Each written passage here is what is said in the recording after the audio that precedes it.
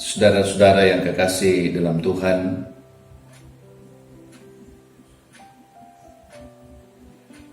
kita mengucap syukur kepada Tuhan atas segala kasih dan cinta Tuhan yang boleh kita alami bersama-sama. Kita boleh menikmati kehidupan hari ini. Khususnya Tuhan izinkan kita untuk kemudian menikmati persekutuan dalam ibadah minggu hari ini. Walaupun kita masih tetap adakan di rumah, tapi kita mengucap syukur bahwa Tuhan masih memberikan kekuatan dan kesehatan bagi kita sekalian. Pembacaan kita hari ini, Bapak, Ibu, dan saudara-saudaraku, dari 1 Petrus pasal 2 ayat 1 sampai ayat yang ke-10. Dengarkan firman Tuhan, Bapak, Ibu, dan saudara-saudara. Yesus Kristus batu penjuru. Karena itu buanglah segala kejahatan, segala tipu muslihat, dan segala macam kemunafikan, kedengkian dan fitnah, dan jadilah sama seperti bayi yang baru lahir, yang selalu ingin akan air susu yang murni dan yang rohani, supaya olehnya kamu bertumbuh dan beroleh keselamatan. Jika kamu benar-benar telah mengecap kebaikan Tuhan, dan datanglah kepadanya, batu yang hidup itu, yang memang dibuang oleh manusia, tetapi dipilih dan dihormat di hadirat Allah. Dan biarlah kamu juga dipergunakan sebagai batu hidup untuk pembangunan suatu rumah rohani, bagi suatu imamat kudus untuk mempersembahkan persembahan rohani yang karena Yesus Kristus berkenan kepada Allah. Sebab ada tertulis dalam kitab suci, sesungguhnya Aku meletakkan di Sion sebuah batu yang terpilih, sebuah batu penjuru yang mahal. Dan siapa yang percaya kepadanya tidak akan dipermalukan. Karena itu bagi kamu yang percaya ia mahal, tapi bagi mereka yang tidak percaya, batu yang telah dibuang oleh tukang-tukang bangunan telah menjadi batu penjuru, juga telah menjadi batu sentuhan dan suatu batu sandungan. Mereka tersandung padanya karena mereka tidak taat kepada firman Allah, dan untuk itu mereka juga telah disediakan. Tetapi kamulah bangsa yang terpilih, imamat yang kerajani, bangsa yang kudus, umat kepunyaan Allah sendiri, supaya kamu memberitakan perbuatan-perbuatan yang besar dari Dia yang telah memanggil kamu keluar dari kegelapan kepada terangnya yang ajaib. Kamu yang dahulu bukanlah umat Allah, tetapi yang sekarang telah menjadi umat-Nya. Yang dahulu tidak dikasihani, tetapi yang sekarang telah beroleh belas kasihan. Demikian kebenaran firman Tuhan yang kita baca bersama-sama pada hari ini. Biarlah firman Tuhan menjadi kekuatan kita dalam menjalani kehidupan ini. Saudara-saudaraku yang kekasih dalam Tuhan, sekali lagi terpuji Tuhan atas segala kasih-Nya bagi kita sekalian, sehingga kita masih dimungkinkan untuk menikmati kehidupan hari ini. Tema kita hari ini, Bapak, Ibu, dan saudara-saudaraku yang kekasih, menjadi batu hidup. Menjadi batu hidup. Saudara-saudara, tentu kita sangat mengerti dan sangat memahami bahwa ketika berbicara tentang batu, maka kita paham bahwa batu adalah benda mati atau benda yang tidak hidup. Tetapi mengapa Alkitab bicara tentang batu hidup? Mengapa orang Kristen kemudian disebut dengan batu hidup atau Kristus disebut batu hidup? Saudara-saudaraku yang kasih dalam Tuhan, batu hidup tentu sebuah ungkapan simbolis. Sekali lagi, ungkapan simbolis yang tentu bermakna bagi kehidupan yang mempunyai arti, kehidupan yang mempunyai manfaat, bahkan kehidupan yang mempunyai kekuatan. Itulah sebabnya Bapak, Ibu, dan saudaraku yang kekasih dalam Tuhan, Alkitab juga berbicara tentang Allah sebagai gunung batu, benteng kekuatanku, dan lain sebagainya. Nah, Bapak, Ibu, dan saudaraku yang kekasih dalam Tuhan, dari pembacaan yang kita baca hari ini dari 1 Petrus pasal yang kedua, tentu ada banyak hal yang bisa kita renungkan dari bagian firman Tuhan ini, Bapak, Ibu, dan saudara. Tapi saya ingin berbicara tentang 3 hal, merefleksikan 3 hal dari pembacaan yang kita boleh baca pada hari ini. Pertama, Bapak, Ibu, dan saudaraku yang sama Tuhan, bagaimana agar kita menjadi batu hidup? Bagaimana agar kemudian kita bisa menjadi batu yang hidup? Mari kita perhatikan ayat yang keempat, Bapak, Ibu, dan saudaraku. Dan datanglah kepadanya batu yang hidup itu, yang memang dipilih, yang dibuang oleh manusia, tetapi yang dipilih dan dihormat di hadirat Allah. Saudara-saudaraku yang kekasih dalam Tuhan, untuk menjadi batu hidup, maka ayat ini mengajarkan bagi kita harus datang kepada batu hidup yang sesungguhnya, yaitu Kristus. Saudara-saudaraku yang kekasih dalam Tuhan, jadi Kristus adalah dasar dan kekuatan kita. Dan karena itu, untuk menjadi batu yang hidup, yang bermakna, yang bermanfaat, maka kita harus datang kepada Dia, karena Dia adalah batu hidup yang sesungguhnya. Saudara-saudaraku yang sama Tuhan,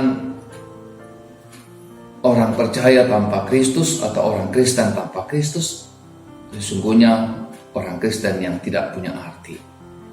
Gereja yang tidak berbicara tentang Kristus, maka sesungguhnya gereja yang tidak punya arti. Gereja yang berbicara dan tidak mengamini Kristus, maka gereja yang sesungguhnya mati.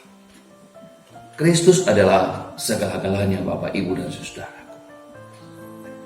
Itulah sebabnya, Bapak, Ibu, dan saudaraku yang sama Tuhan,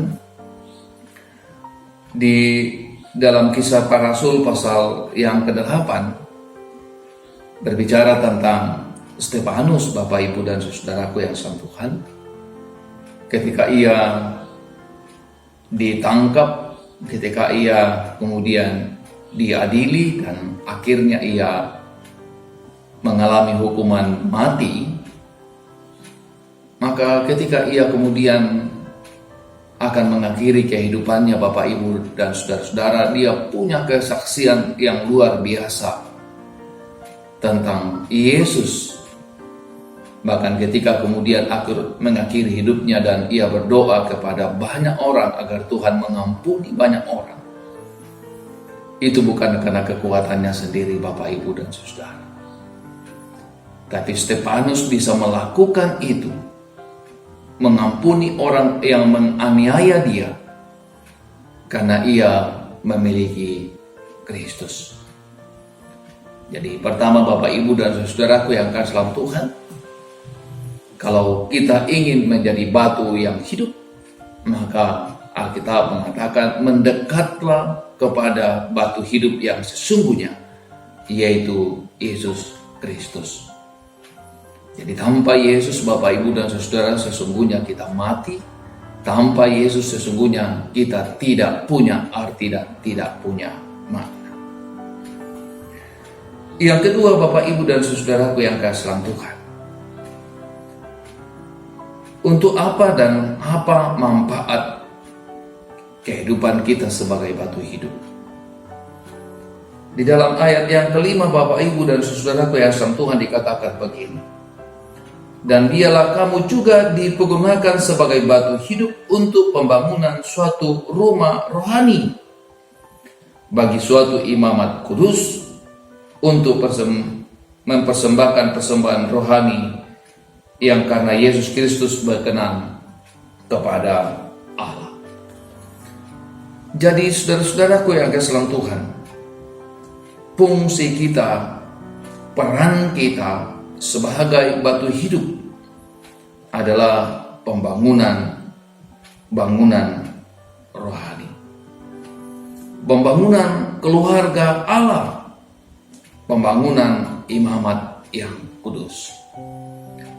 Saudara-saudaraku yang kasih dalam Tuhan, dalam membangun sebuah bangunan Bapak, Ibu, dan Saudaraku, tentu semua harus berfungsi, semua harus kemudian berperan.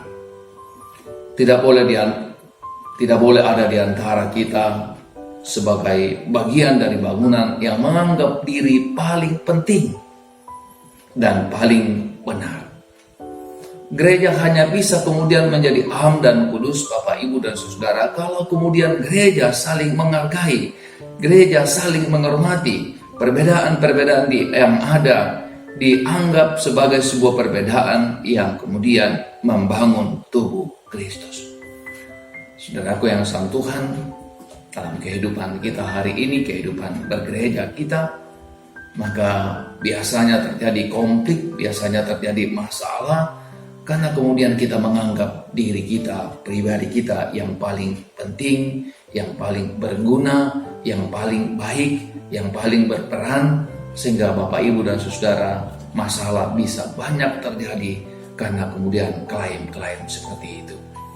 Kalau kemudian kita melihat diri kita bagian yang kecil atau sangat kecil dari sebuah pembangunan rohani, keluarga kerajaan Allah, maka sesungguhnya Bapak, Ibu, dan Saudaraku yang kasih dalam Tuhan, kita bisa berperan di masing-masing tempat yang ada dalam perbedaan yang ada.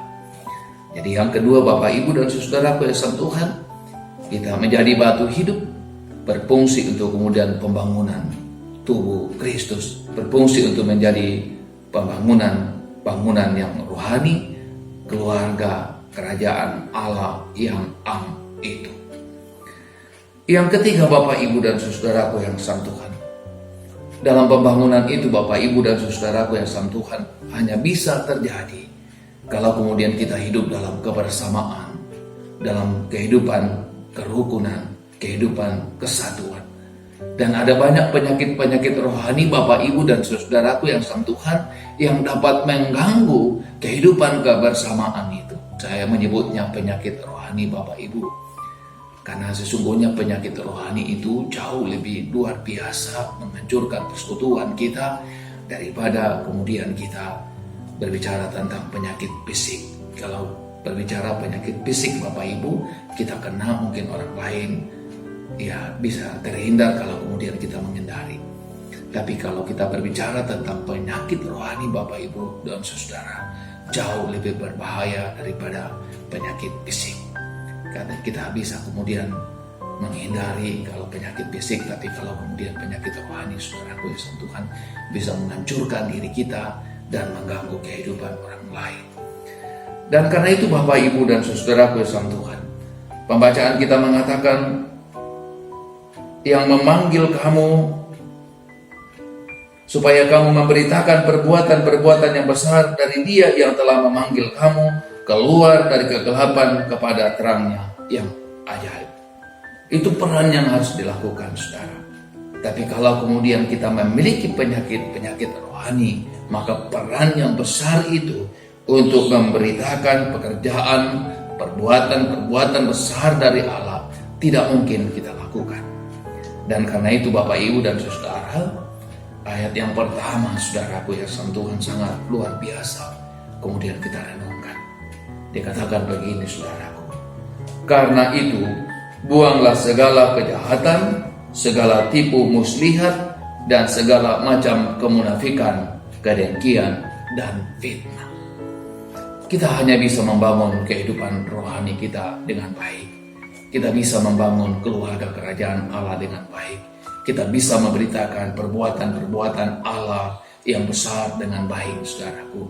Kalau kemudian penyakit-penyakit rohani yang ada dalam persekutuan kita, yang ada dalam diri pribadi kita, kita buang, saudaraku. Dan dalam pembacaan kita dengan jelas mengatakan, Bapak Ibu, buang segala kejahatan, tipu muslihat, kemudian segala macam kemunafikan, kedengkian, dan fitnah. Dan saudara, setelah kita membuang, maka kita diminta oleh firman Tuhan untuk mengenakan semua buah-buah roh dalam kehidupan kita. Dan salah satu hal yang luar biasa yang selalu kemudian diingatkan oleh Petrus dalam surat Petrus ini, saudaraku, adalah bagaimana kemudian orang percaya memiliki kasih kepada saudara-saudara yang lain. Dan karena itu Bapak, Ibu, dan saudaraku yang kekasih dalam Tuhan, kita mengucap syukur kalau kemudian kita yang batu-batu yang mati ini, atau kemudian dalam bahasa yang lain, kita adalah tulang-tulang yang berserakan, atau kita ini adalah debu tanah saja, kemudian dipilih Tuhan untuk menjadi batu-batu yang hidup. Dalam peran sebagai batu hidup itulah kita kemudian dapat berfungsi dan berguna untuk pembangunan tubuh rohani keluarga kerajaan Allah. Tuhan memberkati Bapak, Ibu, menolong dan menopang saudara-saudara sekalian. Marilah berdoa. Kami mengucap syukur dan berterima kasih kepada-Mu ya Tuhan, karena kasih dan karena cinta Tuhan bagi kehidupan kami sekalian. Tuhan mungkinkan kami untuk menikmati kehidupan hari ini dalam ibadah-ibadah yang kami dilaksanakan dengan berbagai cara, melalui live streaming, melalui renungan-renungan di rumah masing-masing. Dan kami percaya Tuhan bahwa semua boleh berkenan di hadapan Tuhan. Kami percaya firman kebenaran-Mu akan menjadi kekuatan kami. Kami mengucap syukur bahwa kami yang batu-batu yang mati, yang tak berguna ini, dapat Engkau pilih Tuhan menjadi batu-batu yang hidup, yang kemudian berfungsi untuk kemudian pembangunan tubuh Kristus, pembangunan keluarga Allah. Terima kasih Bapa di surga, mampukan kami, kuatkan kami Tuhan, sehingga kami mampu untuk kemudian menjalani kehidupan ini dan menyadari bahwa betul Tuhan, bahwa kehidupan kami ini adalah sangat bermakna dan berguna, sehingga kehidupan kami boleh kami jalani dengan baik Tuhan. Terima kasih Bapa di surga. Kami percaya Tuhan akan terus memimpin kehidupan pribadi kami, memimpin kehidupan rumah tangga kami, memimpin gereja-Mu ya Tuhan, jemaat-jemaat yang ada, bahkan gereja Toraja secara umum. Kami percaya Tuhan akan terus menopang dan menolong kami semuanya untuk terus memberitakan tentang kedamaian, tentang cinta kasih dalam situasi yang terjadi hari ini. Kami berdoa ya Tuhan bagi bangsa dan negara kami.